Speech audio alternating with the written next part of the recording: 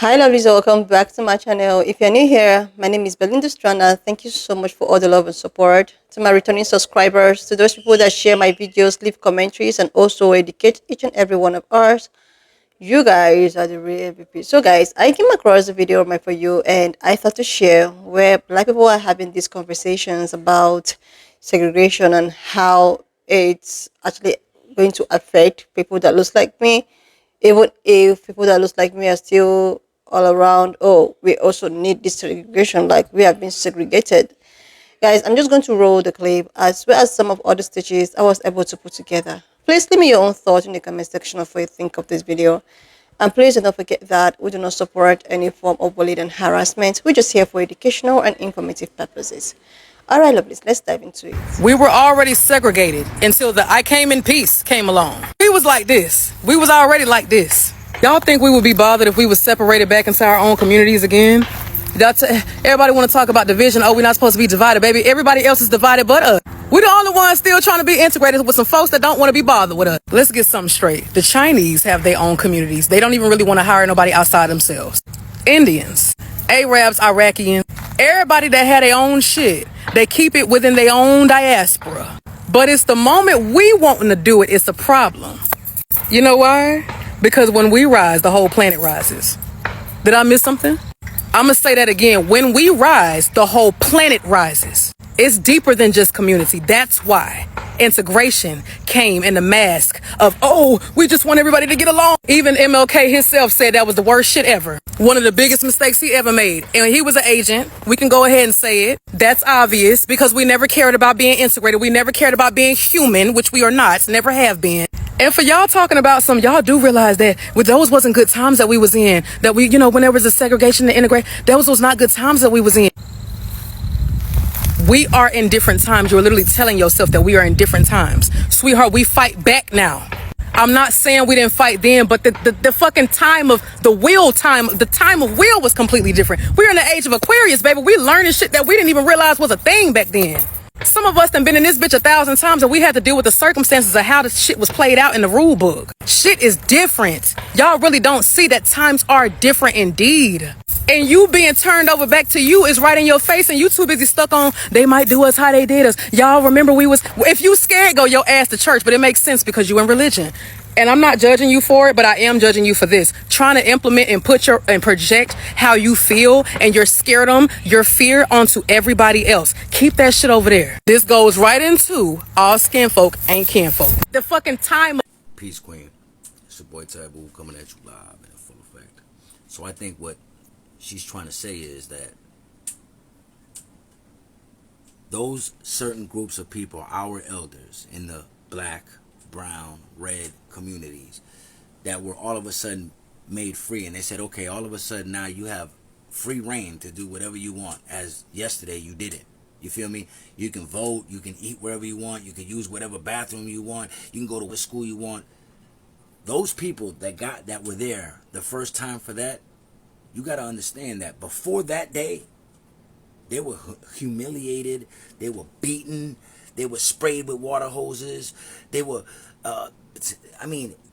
their spirit and their pride and everything was like at an all-time low. So even when they said, okay, you got free reign now, you can do whatever you want, they were scared almost to a sense to be free.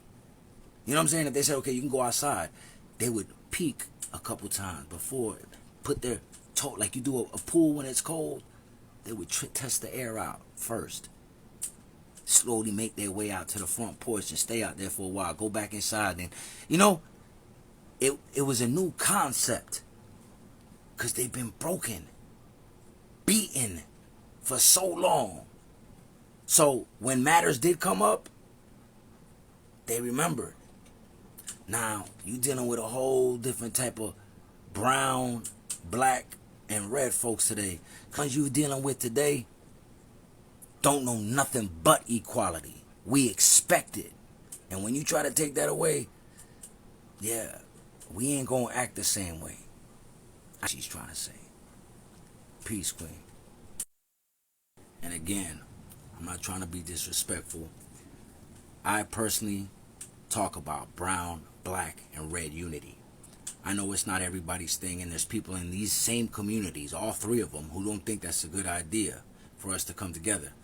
And to those people, respectfully, I say, all right, well, I respect your decision, but I agree to disagree. And I'm going to keep on saying that I think it's a good idea, that there's strength in numbers, that it's a lot easier to pick us off or keep us from moving forward or standing up against bullshit when we're in separate little groups, not only worrying about them, but about each other, as if we're, moving in one fluent group. And the only energy we have to exhaust is on the people that are trying to attack us. Peace again, and no disrespect, mad love to everybody in all the communities. Okay, I need you to stick with me on this one, okay? Okay, just stick with me. Soon after taking office in 1913, President Woodrow Wilson allowed his cabinet to implement segregation policies across various federal departments. His cabinet was made of Southerners, okay? This is 1913. Now, what had happened was Postmaster General Albert S. Burleson urged the president to establish segregated government offices. Wilson said, no, but you do you. You do you. Wilson didn't stop his cabinet from segregating their departments. So, segregation was implemented. First, at the post office, which was home to over 60% of federal jobs at the time and employed a lot of black workers, like the majority, okay? Burleson dismissed all black postmasters across the South. The Treasury Department was next. It had the second largest number of black workers. The head of the Internal Revenue Division in Georgia fired all his black employees. He let them all go. Yeah. Saying there is no government positions for Negroes in the South. A Negro's place is in the cornfield. This is during Jim Crow. There was even one department that only had one black employee, so they built a cage around him to segregate him. The United States Civil Service Commission instituted a new policy requiring job applicants to submit a personal photo with their application. It made it easier for them to reject blacks at the beginning of the hiring process as opposed to the end. They segregated workspaces, restrooms, and lunchrooms. And black employees were often relegated to lower paying positions or transferred to less desirable roles. They were given menial positions or transferred to divisions that were slated for elimination. Agencies adopted a whites-only policy, claiming they didn't have accommodations for blacks. This was happening in the federal government. That was not supposed to be segregating, according to the Equal Protection Clause of the 14th Amendment.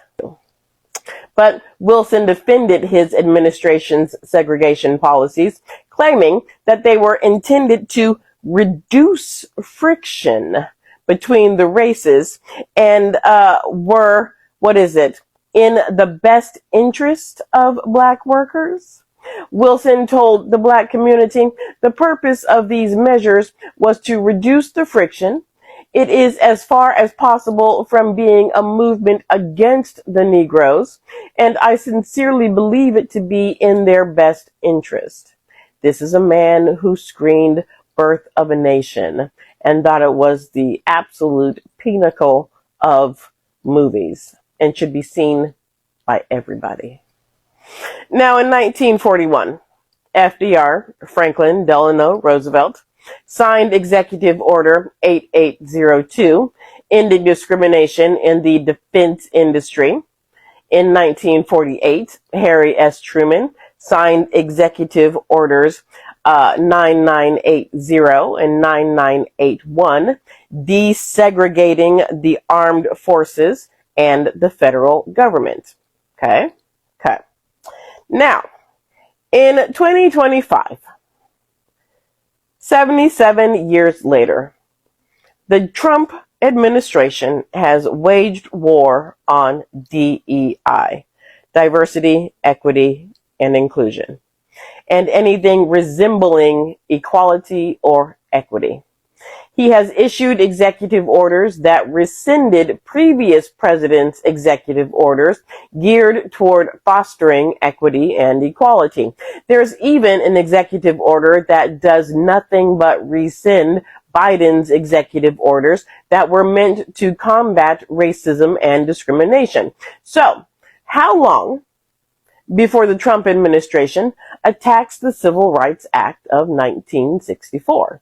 Has anybody thought about that? Anybody at all? Well, I'm going to tell you, not long at all.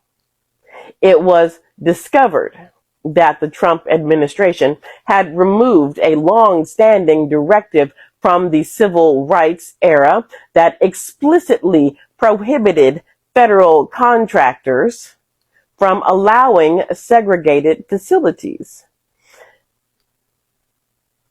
Segregated facilities is a law from Jim Crow.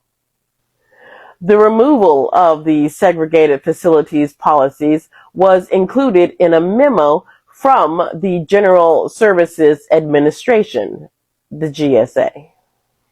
The memo applies to all civilian federal agencies, and it was among the many directives from agencies aiming to purge safeguards put in place in the 60s to comply with executive orders that combat discrimination and racism. What was happening in the 60s? I know you learned about that in school. What was happening in the 60s? That's the Civil Rights era. That's where we got the Civil Rights Act of 1964, the Voting Rights Act of 1965. The deletions are a policy that stipulated federal contractors couldn't have segregated facilities such as waiting rooms, work areas, restrooms, lunchrooms, and water fountains. And it was because of the South. Primarily because of the South. They had segregated facilities, waiting rooms, work areas, restrooms, lunchrooms, and water fountains. Trump directed agencies to rid themselves of harmful and wasteful diversity policies and gender ideology extremism. Trump is ushering in a new era of Jim Crow. Granted, it's just in federal contracting, but how long before it hits the general population? How long? Yes, the Civil Rights Act of 1964 still bars discrimination and segregated facilities, but it has to be enforced. And who here trusts the Trump administration to enforce the Civil Rights Act of 1964? I certainly don't.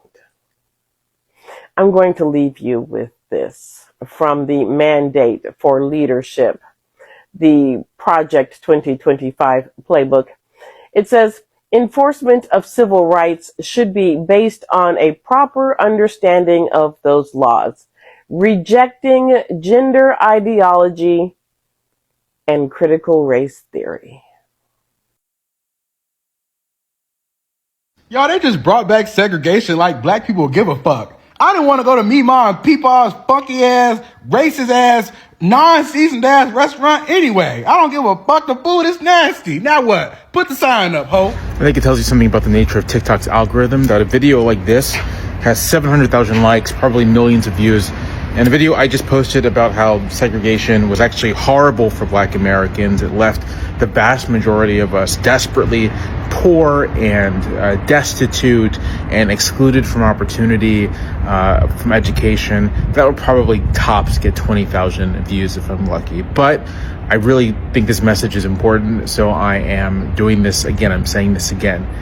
If you are black and you think that segregation just meant you couldn't go to certain restaurants, you couldn't sit in certain places in public transportation, if you thought that's what it meant, you have been profoundly miseducated and profoundly misled. I might even say you've been hoodwinked and bamboozled and run amok. What segregation meant in real life, in practice, was that black Americans were outside of opportunity and outside of the law. They did not have access to anything like decent jobs. They only had access to the most precarious jobs. They did not have access to anything like equal education. And they only had access at most to primary education. You were lucky if you got the secondary, and you were in a rare group if you got anything like collegiate education. And they were outside of the law. What does that mean? That meant that if someone stole your land, if someone stole your livestock, if you were a farmer, if someone burned down your home, if someone destroyed any of your property in segregated Jim Crow South, and even in parts of the segregated North, the odds that you were able to get legal recourse for this were slim to none. Many of you probably know about lynchings, which were the most dramatic forms of anti-black violence, but there were much more ordinary forms, more common forms of violence that weren't as extreme as lynchings, but as devastating all the same. You could be beaten in the street.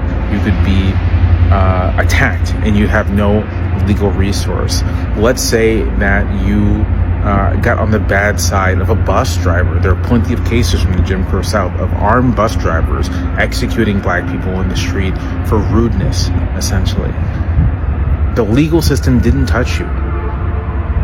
You were lucky if you could find legal representation for any kind of violence or exploitation done to you.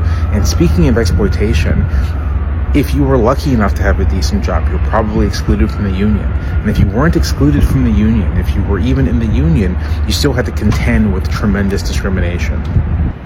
There is a reason the life expectancy of black Americans jumped after the end of Jim Crow. There's a reason the education levels, the income jumped after Jim Crow, after segregation. Segregation was a nightmare. It was truly awful, and I don't think that people really contend with how bad it was. In the same way that a lot of Americans don't really have the firmest sense of how terrible slavery was, a lot of Americans don't have the firmest sense of the kind of authoritarian darkness Jim Crow was. So please, don't give me this nonsense. Oh, maybe it's going to work out. No.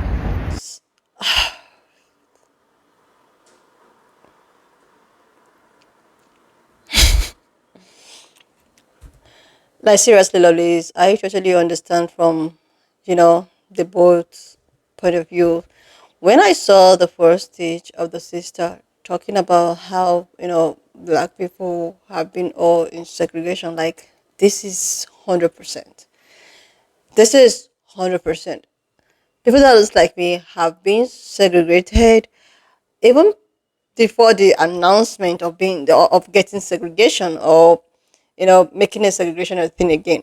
These people have like it's not a new thing. Let's just take for instance what happened at the 5th of April.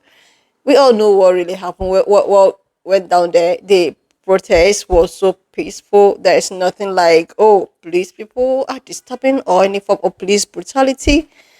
They were all claiming that the protest was actually so cool, so peaceful, that even warrants a pan-colored woman to talk about how she needed a bouncing castle for her little ones, for her, children. That the protest was so broad that they could have just added a bouncing castle. So that's to tell you the privilege that they have. Like, let's take for instance people that looks like me, partake on this protest and whatsoever that went on or took place on the 5th of April. Do we actually think that we all here talking about how peaceful the protest was? You will see these people bringing in like a different type of security personnel because people that looks like me are involved. But now that I feel that, oh, okay, they're not involved, let's just have it the way we used to do it. That should tell you that segregation is still a thing.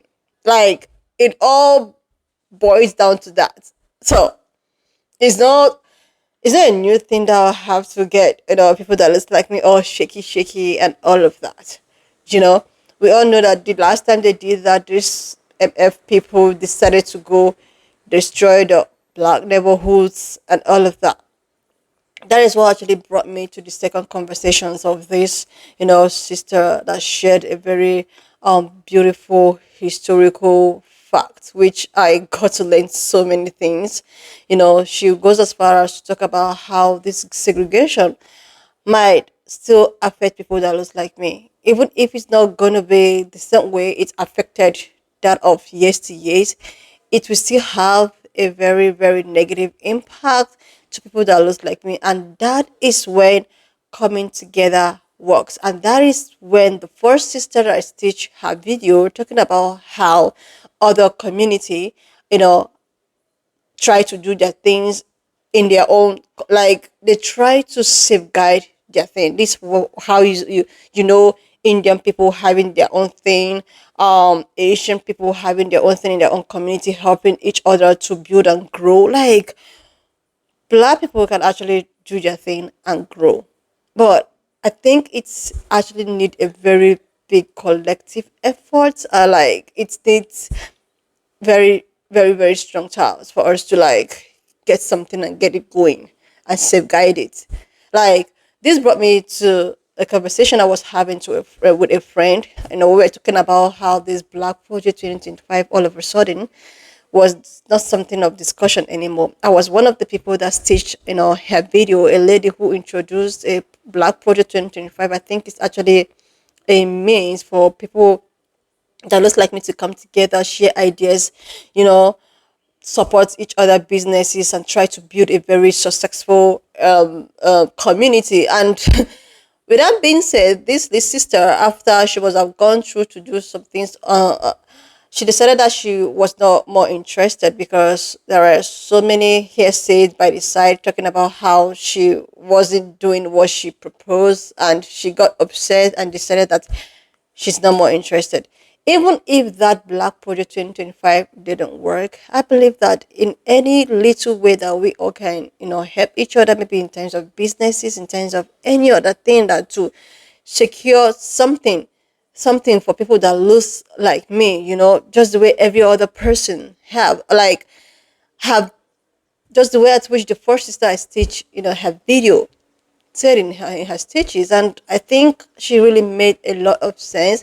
And other people that stitch their video talking about how this might actually be worse than the previous, even if many people believes that everyone is educated and well informed right now, it's not going to be as bad as, but it's still going to one way or the other, affect. So when I saw these conversations, I thought that it is a very good thing to bring up here so that people can rub minds together and also know that the togetherness of, you know, black people entirely. I'm not even talking about only diaspora and all of them. I'm talking about in the whole world. It's just something that is going to strive.